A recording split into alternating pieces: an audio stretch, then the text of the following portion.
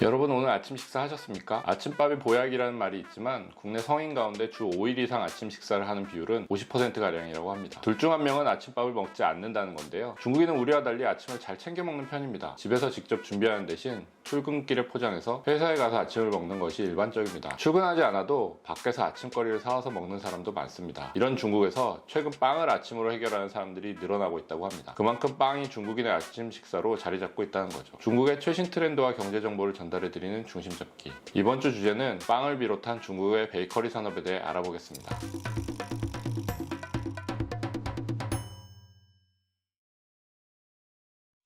따자하오. 안녕하세요. 서울경제 베이징 특파원 김광수입니다. 중국인들이 전통적으로 즐겨 먹는 아침으로는 얇은 반죽을 구워가며 안에 여러 재료를 넣어 만든 일종의 밀전병 토스트인 지엔빙. 한국 만두와 비슷하지만 크기나 속재료가 다양한 빠오즈. 문재인 전 대통령도 중국 방문 당시 먹어서 화제가 됐던 중국식 꽈배기인 요티아오와 콩국인 또우장, 그 밖에 중류, 면류를 즐기는 중국인도 많습니다. 이런 중국인의 아침 식사에 최근 시리얼, 선식, 빵 같은 서양인들이 선호한 메뉴를 즐기는 사람들이 늘어나기 시작했습니다. 특히 아침 식사 비율이 84%로 남성에 비해 높은 여성들이 주로 빵을 좋아하는 편입니다. 중국인들도 서양 문화를 접하고 해외 외식 브랜드가 중국에 진출하면서 빵, 과자, 디저트 등에 대한 선호도가 증가하고 있습니다. 맥도날드와 KFC, 피자헛, 스타벅스 같은 해외 브랜드 매장에서 관련 제품 소비가 늘고 있죠. 서양식 식습관이 확산돼 젊은 층을 중심으로 빵과 우유 또는 요거트, 커피 등을 즐기는 소비자들도 증가하고 있습니다. 중국의 베이커리 시장은 2000년대 초반부터 연평균 10% 이상 성장하고 있습니다. 중국의 베이커리 시장 규모는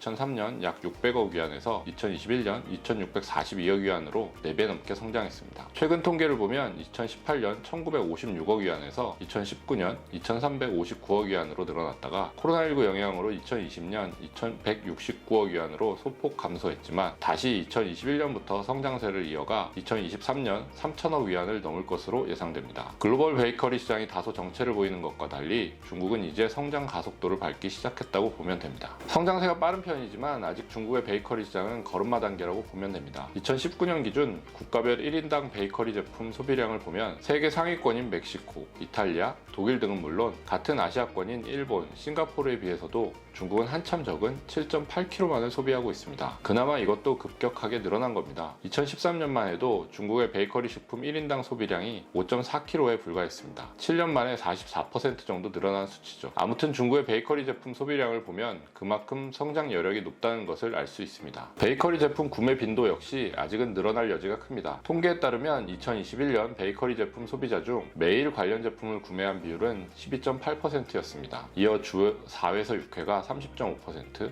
1회에서 3회가 42.5%로 나타났습니다. 주 1회 이하가 14.2%였습니다. 절반 이상의 응답자가 주 3회 이하로 베이커리 제품을 구매한다고 한 것인데요. 이른바 중독 소비가 점차 형성되고 있는 만큼 시장 규모는 더욱 커질 것이라는 관측입니다. 시장도 점차 고급화될 것으로 보입니다. 중국 소비자들이 베이커리 제품을 구매할 때 58.7%는 40위안 이하 제품을 구한다고 응답했습니다. 이어 37.6%가 40에서 100위안을 쓰고 100위안 이상인 경우는 3.7%에 그쳤습니다. 베이커리 전문점에서 판매하는 고가 제품 시장이 형성되기보다는 주로 편의점이나 슈퍼에서 판매되는 저가 제품의 소비자들이 익숙한 편입니다. 중국 베이커리의 가격은 한국에 비해 비싼 편입니다. 파리바게뜨만 비교해도 우리나라에 비해 빵값이 20% 정도 비싸고 케이크 가격은 거의 2배나 됩니다. 중국인들이 베이커리 매장 제품의 입맛에 길들여진다면 자연히 지금보다 더 평균 소비 금액이 늘어날 것으로 보입니다. 중국에서 베이커리류 중에서 빵에 대한 선호만큼 디저트류에도 관심이 커지고 있습니다. 디저트 전문점을 의미하는 디엔신주가 최근 대도시를 중심으로 급증하고 있는데요. 기존의 어른들이 선호하는 전통 제과들과 달리 젊은이들이 좋아하는 메뉴들로 채워져 신중식 디저트 전문점으로도 불립니다. 일부 디저트 전문점은 1시간 넘게 줄을 늘어설 정도라고 하는데요. 신선한 제품을 즉석에서 만드느라 대기줄이 길어지고 인기 제품들은 품절되거나 개인당 한두 개로 판매를 제한할 정도입니다. 상하이 후터우지, 정저우 산허빙쥐, 충칭 수슈 디엔신쥐, 텐진 가오 꽁푸 고차오 디엔신, 광저우 스토우 디엔신쥐 등이 지역별 명소가 된 디저트 가게들입니다. 이곳에 다녀오고 디저트를 먹으며 인증샷을 올리는 게 젊은이들에게 유행일 정도라고 합니다. 우리나라 부산의 유명 베이커리인 BNC도 중국 베이징 번화가인 살리툰에 2021년 말 문을 열었는데 늘 길게 줄을 늘어서 미리 물건을 구매해 웃돈을 주고 파는 대리상들까지 생겨났을 정도입니다. 한국계 베이커리도 일찌감치 중국에 진출했습니다. 파리바게뜨가 2004년 상하이에 첫 점포를 냈고 2017년 8월 청두 매장을 오픈해 200호점을 열었습니다. 지금은 매장 수가 300개를 넘었습니다. 작년 9월 상하이시 당국으로부터 4월 상하이 전면 봉쇄 기간에 공장이 폐쇄되자 연수센터를 활용해 빵을 만들었다는 이유로 우리 돈 1억 원이 넘는 벌금을 부과받았는데요. 당시 만든 빵을 주민들에게 정가로 판매하거나 교민들에게 무료로 나눠줬다는 이유로 오히려 동정론을 받았습니다. 이른바 돈줄이 났을 정도로 파리바게뜨는 중국에서도 인기가 높습니다. 또 다른 한국 브랜드로 CJ그룹의 뚜레쥬르가 있습니다. 2005년 중국에 진출한 뚜레쥬르는 건강함을 앞세워 성장을 이어왔습니다. 하지만 2019년 사모펀드와 합작법인을 설립해서 운영하는 방식으로 중국 사업을 전환했고 2020년 충칭법인, 2021년 광저우 법인을 청산하며 사업이 축소됐습니다. 중국의 베이커리 사업에 돈이 몰리는 것만 봐도 전망이 아주 밝은 편입니다. 중국 베이커리 산업에 투자한 금액이 2021년 26개 브랜드에 61억 4천만 위안으로 하나 1조 원을 훌쩍 넘습니다.